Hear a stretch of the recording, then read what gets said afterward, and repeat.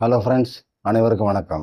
இப்போ இந்த கணக்கில் என்ன கொடுத்துருக்காங்க அப்படின்னா, ஒரு டவுனில் இருக்கக்கூடிய மக்கள் தொகையோட வளர்ச்சி எப்படி இருக்குது அப்படின்னு சொல்லியிருக்காங்க. அதாவது 1980ஆம் ஆண்டு தொடக்கத்தில் அந்த டவுனோட பாப்புலேஷன் 80,000 அப்படின்னும், 1982ஆம் ஆண்டு தொடக்கத்தில் அந்த பாப்புலேஷன் 88,200 அப்படின்னும் கொடுத்துருக்காங்க. இதுதான் ஸ்டேட்மெண்ட்டு.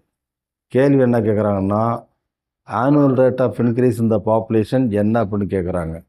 அதாவது அந்த மக்கள் தொகையோட வருடாந்திர வளர்ச்சி விகிதம் என்ன அப்படின்னு கேட்குறாங்க. இந்த கணக்கு உங்களுக்கு கூட்டு வட்டியில் வரக்கூடிய அதே மெத்தட் தான். அங்கே பணத்தை கொடுத்துட்டு ஒரு குறிப்பிட்ட ரேட் ஆஃப் இன்ட்ரெஸ்ட்டில் இத்தனை வருஷத்துக்கு மொத்த அமௌண்ட் எவ்வளோ கிடைக்கும் அப்படின்னு கேட்போம். இந்த இடத்துல பணத்துக்கு பதிலாக பாப்புலேஷன் கொடுத்துருக்காங்க. அதே போல் மொத்த தொகை எவ்வளோ அப்படின்னு குறிப்பிடுறதுக்கு பதிலாக இந்த இடத்துல பாப்புலேஷனோட அளவு கொடுத்துருக்காங்க. மற்றபடி இந்த வளர்ச்சி விகிதம் அப்படிங்கிறது தான் ரேட் ஆஃப் இன்ட்ரெஸ்ட்டு.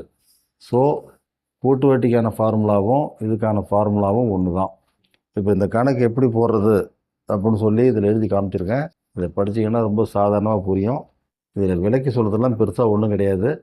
இந்த கணக்கை பொறுத்த வரைக்கும் நீங்கள் ஏற்கனவே தெரிஞ்சிருக்க வேண்டிய முக்கியமான ஒன்று என்னன்னா, கூட்டு வட்டிக்கான ஃபார்முலா தான். அந்த ஃபார்முலா இங்கே கொடுத்துருக்கேன். இந்த ஃபார்முலா எதுக்கு பொருந்தும்னா, கூட்டு வட்டியானது ஆண்டுதோறும் கணக்கிடப்படுகிறது அப்படின்னு கொடுத்தாங்கன்னா அப்போ இது பொருந்தும். இதுவே வட்டியும் அசலையும் 6 மாதம் ஒரு தடவை ஒன்று சேர்த்துக்கிறாங்க, அல்லது வட்டியும் அசலையும் 3 மாதம் ஒரு தடவை ஒன்று சேர்த்துக்கிறாங்க, அல்லது அசலையும் வட்டியவும் மாதம் ஒன்று சேர்த்துக்கிறாங்க, அந்த மாதிரிலாம் வரும்பொழுது இந்த ஃபார்முலாவில் சின்ன மாற்றம் இருக்கும். அது அடுத்தடுத்த எபிசோடில் தேவைப்படும்போது நான் சொல்கிறேன். இப்போ இதில் இந்த ஃபார்முலாவை நீங்கள் பார்த்து அதை அப்படியே ஒப்பிட்டு பாருங்கள். அந்த கால்குலேஷன்ஸ் அண்டு சிம்பிளிஃபிகேஷன்ஸ் இது தெளிவாக இருக்கும். யாருக்காவது புரியலைன்னா கமெண்ட்டில் கேளுங்க, நான் சொல்கிறேன். இதில் பாருங்கள், amount A is equal to P into 1+r/100 whole square. இந்த ஸ்கொயருங்கிறது 1+r/100க்கு மட்டும்தான், பிக்கு கிடையாது. பிங்கிறது அசல். இந்த கணக்கை பொறுத்த வரைக்கும் இந்த பிங்கிறது நாம் அசல்னு வைக்காத பாப்புலேஷன் வச்சுக்க வேண்டியது தான். ஸோ இந்த 2 வருஷத்தில் அந்த பாப்புலேஷன் எந்த அளவுக்கு வளர்ந்துருக்குன்னா 88,200 அப்படின்னு வளர்ந்துருக்கு. ஆனால் தொடக்கத்தில் இந்த பாப்புலேஷன் 80,000. ஸோ இந்த தொடக்க பாப்புலேஷன் 80,000ங்கிறது தான் பி. இப்போ இருக்கக்கூடிய அந்த வளர்ந்த பாப்புலேஷன் தான், அதாவது அதிகரிக்கப்பட்ட பாப்புலேஷன் தான் 88,200. இதை போட்டு சிம்பிளிஃபை பண்ணுங்கள். கடைசியில் உங்களுக்கு ஆன்சர் 5% அப்படின்னு வரும். இந்த சிம்பிளிஃபிகேஷனில் விலைக்கு சொல்கிறதுக்கு ஒன்றும் இல்லை, தயவு செஞ்சு பாருங்கள், புரியும். அடுத்தது அவங்க கொடுத்துருக்கிற ஆப்ஷன்லேருந்து இந்த ஆன்சர் எப்படி கண்டுபிடிக்கிறது அப்படிங்கிறத சொல்கிறேன், அதையும் கொஞ்சம் கவனிங்க. இப்போ தொடக்கத்தில் அவங்க இந்த பாப்புலேஷன் 80,000ன்னு சொல்லியிருக்காங்க. அவங்க கொடுத்துருக்கிற ஆப்ஷனில் பாருங்கள், 10.25% ஒன்று இருக்குது, இன்னொன்று 10%, அடுத்தது 5.25%, அடுத்தது 5%. இந்த மாதிரி 4 ஆப்ஷன் கொடுத்துருக்காங்க. இப்போ 80,000க்கு நாம் 10% எடுத்தோம்னா 8,000 ஆச்சு.